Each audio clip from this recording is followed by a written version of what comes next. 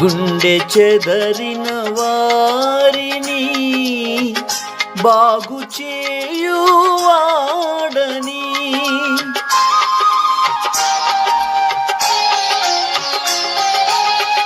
గుండె చెదరిన వారిని బాగు చేయువాడని, వారి గాయములన్నీయు కట్టుచున్నవాడని, వారి గాయములన్నీయు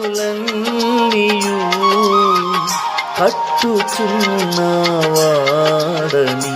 దేవునికి స్తోత్రము గానము చేయుటయే మంచిది, మనమందరము స్తుతి గానము